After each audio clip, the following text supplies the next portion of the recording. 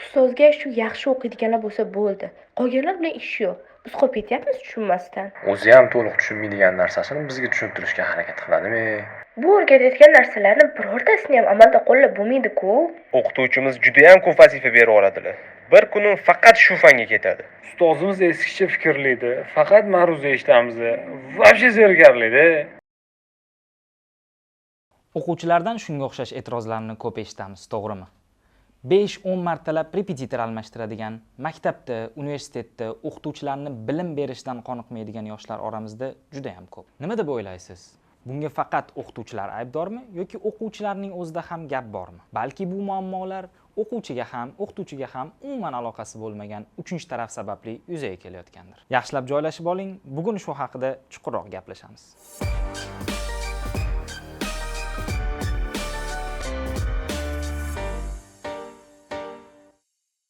Asosiy ekspertimizdan muammolarga yechim olishdan avval keling, o'qituvchilarni to'liq potensial bilan ishlashda ularga nimalar xalal berishini o'qituvchilarni o'zidan so'rab bilib olamiz. Demak, to'liq potensial bilan ishlashga agar O'zbekiston hududi bo'yicha gapiradigan bo'lsak, davlat va xususiy maktablarda aksariyat hollarda o'qituvchilarni chegaralab qo'yishadi. O'quv qo'llanma beradida, "Men shundan o'tasan, bundan tashqari chiqma" deyishadi. O'qituvchi ijodiy insonda. Ijodiy inson, unga ijod qilish uchun sharoit yaratib berish kerak. Mana o'sha to'liq potensialim bilan ishlashda asosan mana shu xalaqit beradi. Endi bu narsani aytishim og'riqli mavzu, ko'p o'qituvchilarning og'riqli mavzusi. Bizda ustuvorlik degan narsa bor. O'qituvchining ustuvorligi nima u? Bolaga to'g'ri ta'lim berish, to'g'rimi? Bu eng ustuvorlik narsa. Bizda ustuvorlik nima? Forma kiy, bejik taq, dokument to'ldir. Mana shu ustuvorlikni birinchi o'ringa qo'yishgan va o'qituvchilar ham shu narsani birinchi bo'lib qilishadi, ta'limni ikkinchi darajaga qo'yishadi. Bu endi men aytayotgan narsam maktablarga tegishli, ba'zi bir xususiy maktablarga va ba'zi bir o'quv markazlariga tegishli bo'lishi mumkin. Lekin umuman mamlakatimizda birinchi bo'lib ta'lim sohasini ustuvorligini qo'ysak, qolgan forma kiyish, dokument to'ldirish, bu narsalarni ikkinchi darajaga tushirsak, o'qituvchilar butun potensiali bilan ishlashadi deb o'ylayman. Ishonchim komil bunga. O'zi umuman olganda ta'lim muassasalarida, xoh u maktab bo'lsin, xoh universitet yoki o'quv markaz, biror o'zgarish yoki qaror qilayotganimizda miyamizda doim bitta savol turishi kerak deb o'ylayman. Ushbu qilinayotgan o'zgarish o'quvchilarga yaxshiroq ta'lim berishga sabab bo'ladimi? Agar javobimiz ha bo'lsa, uni qilish kerak. Yo'q bo'lsa, undan voz kechish kerak. Ha, aka, bu mening yuragimdagi muammolar-ku. Bilasizmi, 3 yil o'qish qanaqa bo'lgan? Galstuksiz darsga kirgizmasdi. Birinchi kursda qora galstuk, ikkinchi kursda seri galstuk, uchinchi kursda qizil galstuk bo'lardi. Majburiy. Kurslarni shunga qarab ajratishardi. Imtihonga kirishdan oldin telefon topshardik, bejik berishadi. O'sha bejik yo'qmi darsga kirmasdingiz dars. Misol uchun, o'quvchilarni forma kiyishi ta'lim sifatiga ta'sir qiladimi? Agar qilsa, qanchalik darajada? Boshqa hamma narsani chetga surib qo'yib, o'quvchilardan birinchi navbatda formani talab qiladigan darajada katta ta'sir qiladimi? Menimcha shu savollarimizga javoblarni aniqlashtirib olsak, ta'limdagi muammolarimizga yechim topish anchagina osonlashadi. Mayli keling, uchinchi tomonni ortiqcha ayblamasdan o'zimiz haqimizda gaplashamiz. O'z natijaga erishishda o'qituvchilardan nimalar talab qilinadi? Hozirgi paytda ingliz tili o'qituvchilarining saviyasi qay darajada? Va shunga o'xshash boshqa savollarga bugungi ko'rsatuvimizning asosiy eksperti, xalqaro toifadagi ingliz tili o'qituvchisi, Celta va Delta tutor Katerina Protsenkodan eshitamiz. If we talk about the level of teachers here in Uzbekistan, if we think about the level of their language, it varies obviously. There are people whose English is really, really strong, and I've had a couple of candidates who got 9 IELTS. There are people whose English is not as good, but they still want to develop as teachers. And it's really important to understand that those are two completely different things, the level of English and the level of teaching. Because there's a Cambridge requirement when we accept teachers onto CELTA courses. We need to make sure that their level is at least C1. And this is why we have this application process and the interview, because, we want to speak to the teachers. We want to hear their English. We also want to find out about their personality. And it helps because, when you speak to your future trainer or your future manager, you kind of understand that this is a living human being.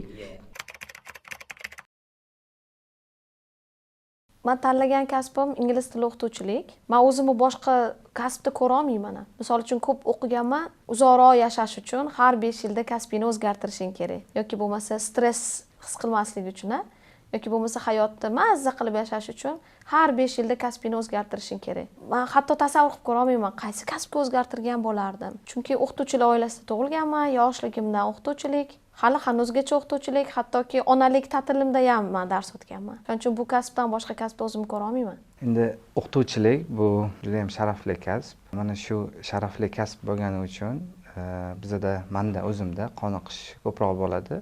Agar hozir kapitalizm dunyosini oladigan bo'lsak, qoniqish darajasi faqat pulga kelib taqaladi. O'qituvchilik kasbi demak, pulni chetga surib qo'yib ham yoshlarga ta'lim-tarbiya, qadriyat, insoniylik, vatanparvarlik, mana shu narsalarni til bilan birgalikda o'rgatsangiz, siz bitta buyuk insonni tarbiyalayapsiz. O'sha insonlarni hayotida juda ham katta iz qoldiryapsiz.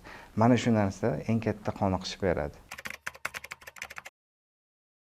Again, it's just my opinion, but I think they need somebody they will listen to, they will look up to, somebody who will be an interesting personality for them, somebody they will want to work with. As in, if you're not interested, it's hard to stay motivated. I think they also need somebody who will be in control, because as a teacher, I always have to control what's happening in my classroom. And when I talk about teachers, I always say, as a teacher, I'm not somebody who has the knowledge. I'm somebody who facilitates the processes in the classroom, somebody who manages things, somebody who inspires the students, motivates them, directs them, but not somebody who simply tells them, this is this. So that's the kind of teacher young people will need, I think. Wow. Are you a strict teacher?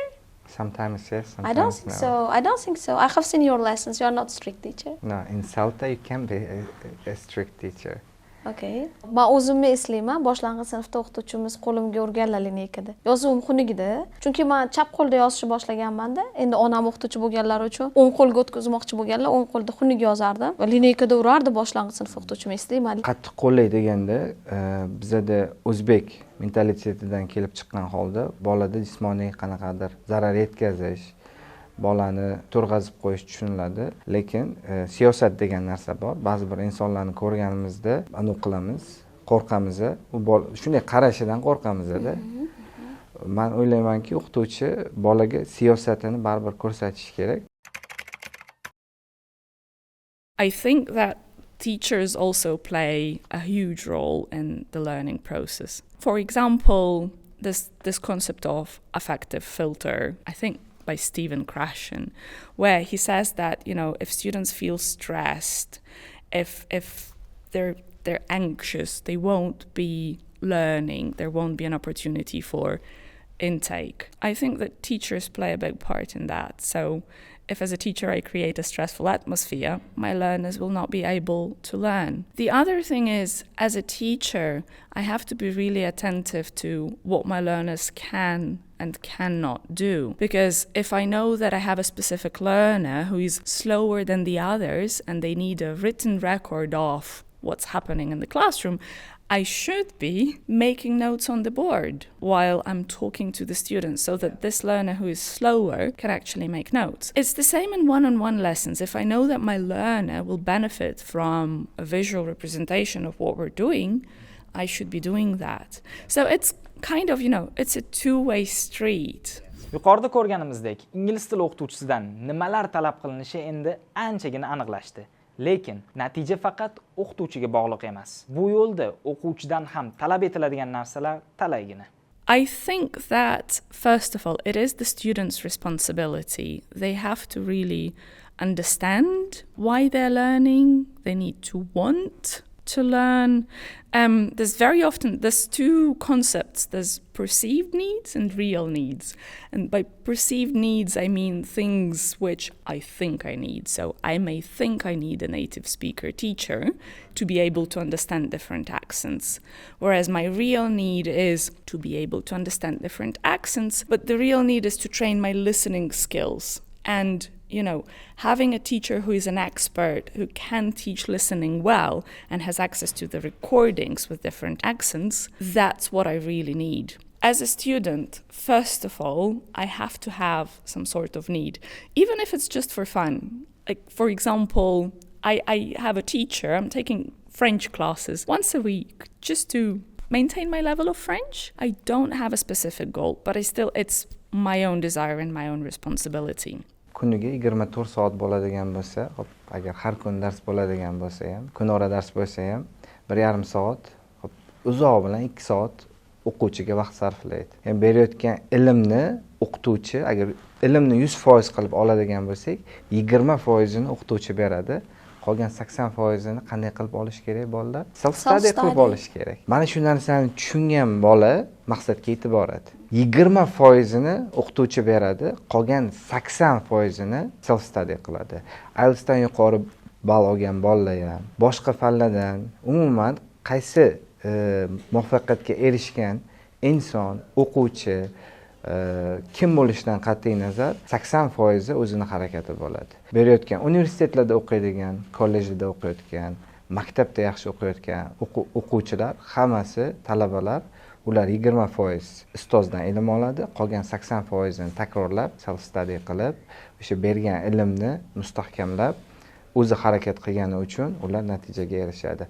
Men xohlardim, o'quvchilar, ba'zi bir o'quvchilar shunaqa deb o'ylashadi, men bo'ldi, eng zo'r o'quv markaziga, eng zo'r maktabga kirdim, bo'ldi, men olim bo'lib qolaman, men juda ham yaxshi o'quvchi bo'laman, zo'r master bo'lib chiqaman deb o'ylashadi, lekin bu xato fikr.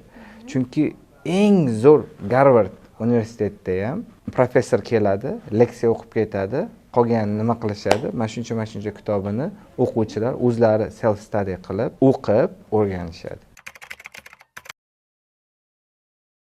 One of the important things on CELTA, I think, because again, it's a Cambridge requirement. We have to find learners at two different levels so that the teachers get a chance to, practice teaching at a lower level and a higher level. But we can't just get mixed level groups. So we don't have elementary and pre-intermediate students together. They're either elementary or pre-intermediate. And I think you guys are doing a great job of getting all the students tested before we start, because normally what happens is the first lesson on the course, the trainer does a demo lesson, so all the stress is there on me. I have to figure out what the learners are like. Natija bo'lmaydi degan o'quvchilar, ba'zi o'quvchilar hafsalasi pir bo'lib qaytib ketadi. O'quvchilarning aksariyatini ota-onalari majbur qilib olib kelishadi. O'zi xohlamaydi bolani. Bu sohada, ya'ni ingliz tilida, umuman til o'rganishni xohlamaydi. Bolada qobiliyati boshqa sohaga yaxshiroq rivojlangan. O'sha sohada ishlagisi keladi, o'qigisi keladi. Ota-ona tomonidan majburlanganligi sababli u bolada natija chiqmaydi, ya'ni natijasi kechroq chiqadi va natijasini kutmaganlik sababli bola ham hafsalasi pir bo'lib, o'sha ilm dargohini tark etishiga majbur bo'ladi. E'tibor bergan bo'lsangiz, o'quvchilarni ko'pincha standartlashgan imtihonlar yordamida baholaymiz. Bu imtihonlar har doim ham talabaning haqiqiy bilim darajasini ko'rsatib bera olmaydi. O'quvchilarni an'anaviy imtihonlardan boshqa yana qanday usullarda konstruktiv tarzda baholash mumkin?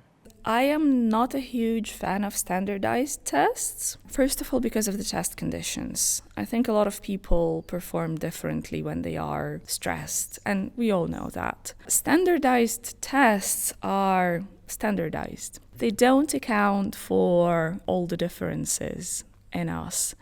Some people might benefit from a question that's reformulated because they have a different type of thinking. The other thing is, when it's a standardized test, you don't necessarily have to have a good level of English. You have to know the strategies to complete this test. And very often that's why it doesn't reflect the real knowledge. I like portfolio type of assessment. It is really time consuming and energy consuming for teachers. This type of assessment requires quite a lot of focus in different areas. So then as a teacher, when I teach English to my students, I have to be able to manage the classroom, inspire the students, pay attention to, their mood, their level of energy. And if at the same time I also have to assess them, I think that's quite a lot happening at the same time.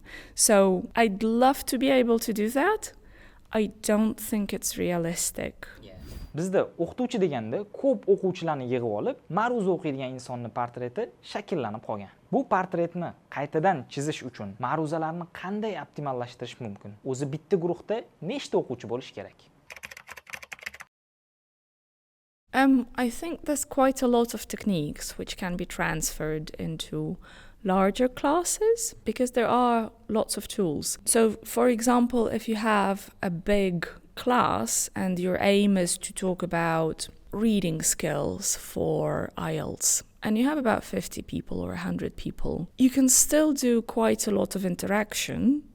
You just won't be able to monitor everyone. So the way I would go about it is I would take a piece of text and a task, and I would project it on my screen, and I say, right, everyone, have a look at this text and task and send your answers in the chat. And then, of course, 50 answers in the chat, you won't be able to comment on everything, but you can roughly see, is it A, B, or D that everybody's saying? Yeah. And then you would do this in a small classroom as well. As a teacher, you would say, okay, why did you have this answer? Is it because of this and that? And somebody will shout out. And here, remember your question about the responsibility. Whose responsibility is it? Here it's the student's responsibility to stay alert and listen to what's being said. Because as a teacher, I will then say, okay, let's look at this question. Here's the text. Here's the question. This is where the answer is. Now I'll give you one more question of the same type. Do it. And then I would wait for the answers in the chat again, and I would want to see, whether there's more correct answers this time. There's a lot of research which says, those numbers are different. I honestly think that it's important to make sure that we can give some individual attention to our learners. For me personally, the ideal number would be between 8 and 10, maximum 12. And if we're talking about an online classroom, I would probably want a smaller class. Why? Because when I give my students a task, if it's a face-to-face classroom, when they're working on this task, I will take a piece of paper and a pen, and I will walk around the classroom, and I will see where they are in the task, but I will also see if they are making any mistakes in any of the sentences, for instance. If they are, I want to make a note of that. And if I have 30 learners in my classroom, I don't think I will be able to walk around and see everyone. Yes. So that's quite tricky. With online, I think it's just this, technology. It's heavy. It's difficult to manage all that. So I quite like classes where there's under 8 learners, because I can move between the Zoom rooms, see what's happening there. Very often when I teach online, I have like a Google document for each individual learner. And, imagine having 15 Google documents open on your computer and switching between them to see what's happening there. That's impossible. So no, big classrooms are not great. But individual lessons are quite tricky as well, because, you have to stay alert all the time, and you have to be prepared to work all the time as a teacher, but also as a student. As a student, are you ready to be working full on for 90 minutes? How exhausted will you be after that? So, the type of class you choose and the size of class you choose has to match your needs. O'ylaymanki, o'quvchilarni ham, o'qituvchilarni ham yetarlicha savaladik. Hozirgi zamonaviy ta'limda o'qituvchilar uchun juda ham ko'p talablar borligi aniq bo'ldi. Endi yana savol tug'iladi. Bu talablarga javob berish uchun ingliz tili o'qituvchilari kerakli ko'nikmalarni qayerdan o'rganishadi? Man rostdan qiynalardimda. Manchi o'zi o'qituvchilik faoliyatimni ikkiga bo'lib qo'ysam bo'ladi. Ya'ni seltagacha bo'lgan davrim, keyin seltadan keyingi davrim. Selta endi xalqaro sertifikat uchun o'qidik. Ana shu kursda menga bir narsani aytishdiki, sinfdagi bola bor, masalan, guruhdagi bola har xil o'rganish qobiliyati bor ekanda. Kimdir eshitib yaxshi o'rganar ekan, kimdir video qo'yib beramiz, o'sha video biz o'ylashimiz mumkin, uni biz shunchaki anaqa warming up activity sifatida qo'yib berdik, lekin butun, misol uchun 1,5 soatlik dars ichida 3 minutlik video o'sha bolaga yaxshiroq ta'sir qiladi-da. Yoki bo'lmasa kimdir u yozishni yaxshi ko'radi, yozib, kimdir o'qib, kimdir rol o'ynab, shu narsani menda seltada o'rgatildi va men bu narsani qo'llashni boshladim-da. Misol uchun aytaylik, grammatika darslarimda oldin doskaga formula yozib berib, practice qilib, mashq to'ldiradigan bo'lsak, bu safar video qo'yib beraman o'sha grammatikaga oid, tekst o'qiymiz, rol o'ynaymiz, dialog qilishimiz mumkin. Ya'ni nima demoqchiman? Sinfda har xil qobiliyatli bola bo'lganligi uchun haligi bizga o'rgatilgan, seltada o'rgatilgan metodikani yordamida sinfda natija olmagan bola qolmaydi. Chunki biz unga har xil yo'ldashyapmiz-ku. Va men bu uchun shu seltani O'zbekistonda tashkil qilib bergan tashkilotchilarga rahmat aytgan bo'lardim. Maza qilib dars o'taman, maza qilaman. Selta o'zi nima? Uni qanaqa foydasi bor? Ko'pchilik ingliz tili o'qituvchilari buni yaxshi bilishadi, lekin hamma ham emas. My big dream is for universities to integrate CELTA into their programs in pedagogy. Anything related to language learning. A university degree is, first of all, it's theoretical. It's designed to give you the knowledge. So that later you can go and practice. And that's what a university degree does. It gives you a lot of knowledge, a lot of theory. So the candidates who come to CELTA with a degree in linguistics, they know a lot about, all the parts of speech, all the different verb patterns, even phonology, which everybody hates. Their background, this knowledge is good. But the teaching skills, they're not there, mainly because it's quite rare to see a university degree where teachers go through this comprehensive training where they see enough demo, they practice, and they get enough feedback, and they get a chance to work on the areas they need to work on. The great thing about CELTA is that, you have all this input where we give you this information, but then you go and you practice.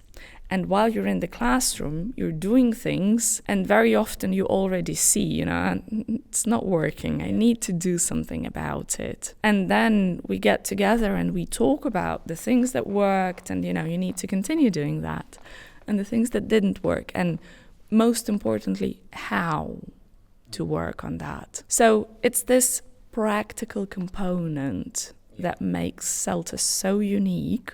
And it's also, I'm sorry to say, the whole intensity, the number of lessons that you have to teach and observe. You see so much that it's really difficult not to learn. If you're there and you're paying attention, you spot those things, because teaching is a set of, things that you do.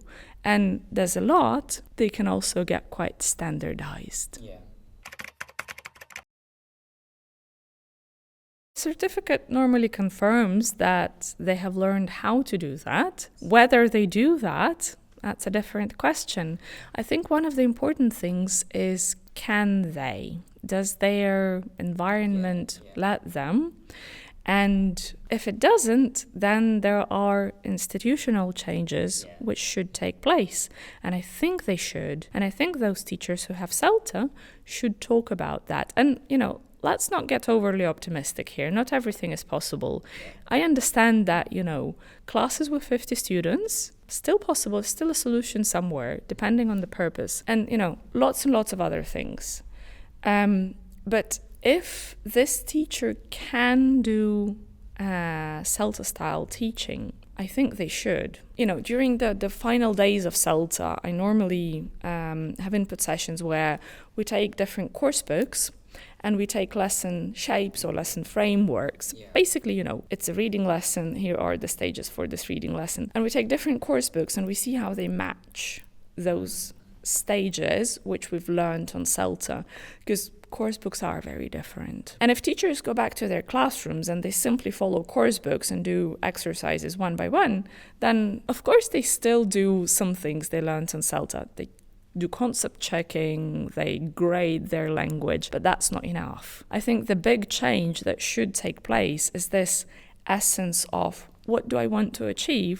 What steps do I take in order to achieve this? And if teachers can do that, CELTA haqida sizda yetarlicha ma'lumot va albatta qiziqish uyg'ongan bo'lsa ajab emas. Agarda siz ushbu kursda o'qib, ingliz tili o'qituvchisi sifatida yangi darajaga chiqishni istasangiz, Edu-Action markazi bunda sizga yordam berishdan doimo xursand bo'ladi. Bugun ta'limdagi muammolarga to'xtaldik va har ikki tomonning, o'qituvchilarning va o'quvchilarning e'tirozlarini eshitdik. O'qitish jarayonida har doim ham hamma narsa ideal bo'lavermaydi, lekin aybni faqat bir tomonning bo'yniga qo'yish ham noto'g'ri. O'qituvchilar zamonga moslashishlari kerak, lekin ularni o'zlari ham yordam yoki ilhom olishga haqlidirlar. O'quvchilar esa o'quv markazlari yoki repetitorlarga qaram bo'lmasdan o'zlari bilim olishga astoydil harakat qilishlari shart. Ham o'qituvchi, ham o'quvchi natijaga birdek mas'uldir. CELTA kabi xalqaro kurslar yoki zamonaviy texnologiyalar ko'p narsaga yechim bera oladi, lekin oxir-oqibat harakat va ishtiyoq hammamizdan bir xil chiqishi kerak bo'ladi. Shu sababdan bizga nima to'sqinlik qilayotganini bir chetga surib, maqsad sari birgalikda harakatni boshlashni vaqti keldi. Endi esa sizlardan kichik bir iltimosim bor. Agarda video sizga foydali bo'ldi deb hisoblasangiz, videoga like bosing va kommentariyada o'z fikrlaringizni yozib qoldiring. Bundan tashqari, yangiliklardan xabardor bo'lib turish uchun kanalimizga obuna bo'ling. Keyingi sonlarda ko'rishguncha. O'qituvchi yonib turish kerak, tushunyapsizmi? O'qituvchi qilgan odam o'qituvchi bo'lolmaydi. Jo'shqin, yorqin, prям yonib turish kerak-da. U qanaqa ma'noda?